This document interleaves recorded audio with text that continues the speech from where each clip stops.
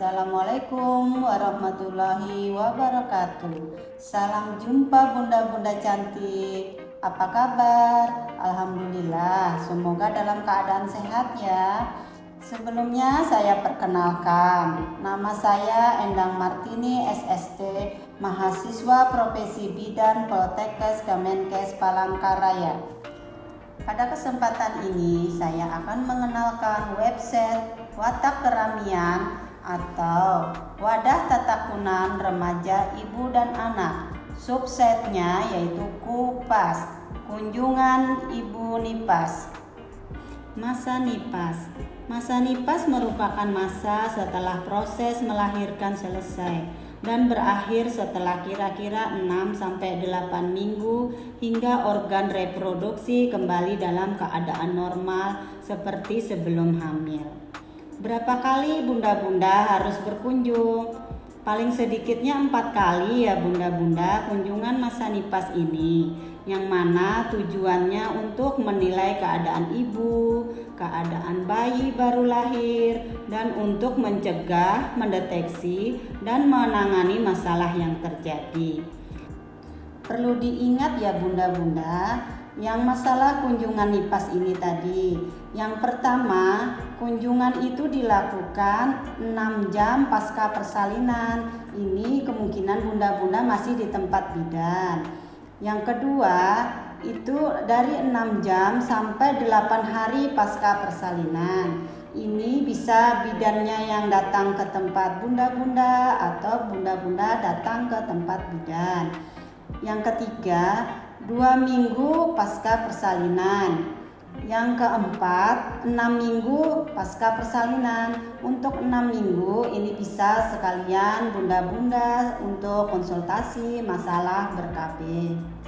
Untuk ibu-ibu yang selesai melahirkan, ada yang mengalami perubahan psikologis seperti masa take-in. Ini masa yang fokus pada diri sendiri. Masa ini terjadi 1-3 hari setelah persalinan ibu yang baru melahirkan, akan bersikap pasif dan sangat tergantung pada dirinya.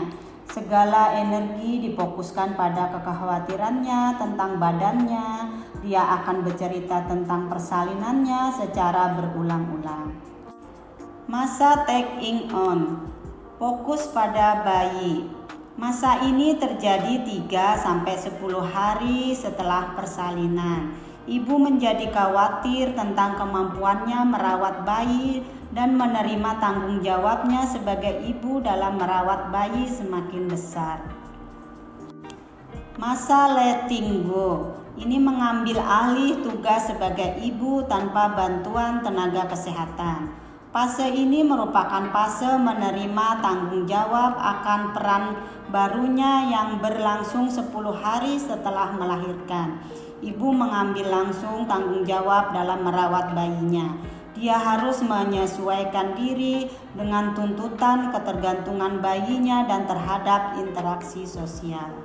Untuk memulihkan kondisi ibu, kebutuhan selama masa nipas itu perlu diperhatikan, seperti kebutuhan nutrisi dan cairan, mobilisasi, eliminasi, kebersihan diri dan perineum, perawatan payudara, menyusui atau laktasi, istirahat, kebutuhan seksual, dan kebutuhan keluarga berencana.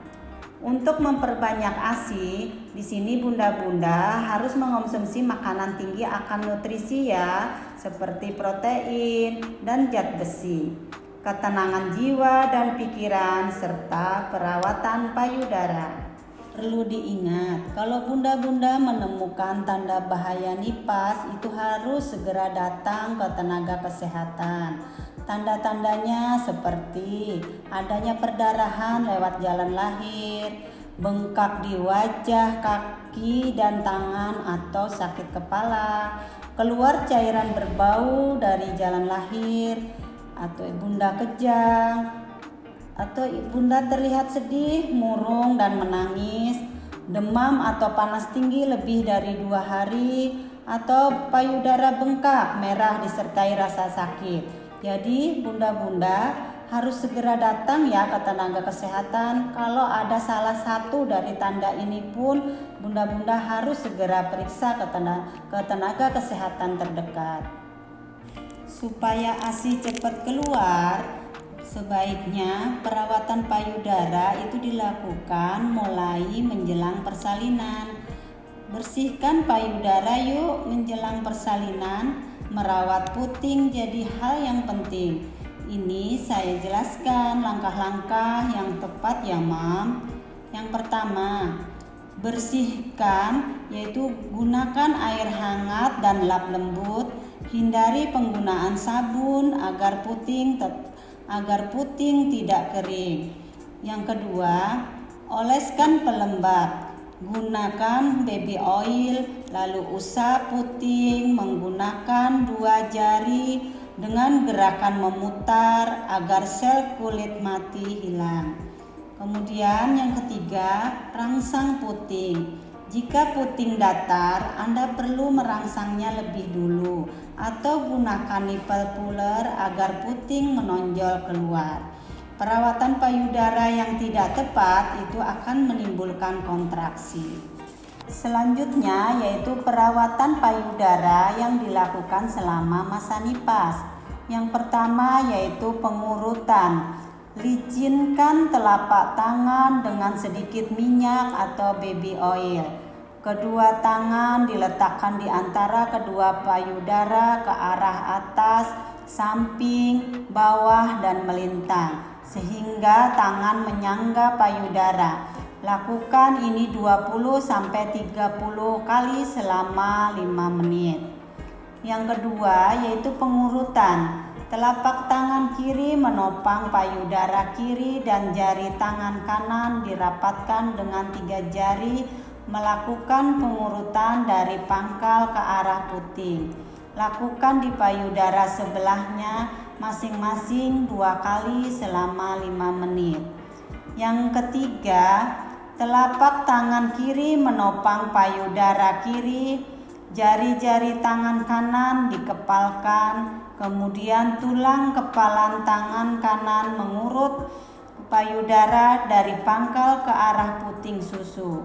Lakukan 20 kali selama 5 menit. Baiklah, saya ingatkan untuk manfaat perawatan payudara selama masa nipas. Yang pertama yaitu menjaga kebersihan payudara sehingga terhindar dari infeksi. Manfaat kedua, mengenyalkan serta memperbaiki bentuk puting susu sehingga bayi dapat menyusu dengan baik. Manfaat ketiga, merangsang kelenjar air susu sehingga produksi ASI lancar. Yang keempat yaitu mengetahui secara dini kelainan puting susu dan melakukan usaha untuk mengatasinya. Nah, ini untuk selanjutnya akan saya perkenalkan masalah pijat oksitosin.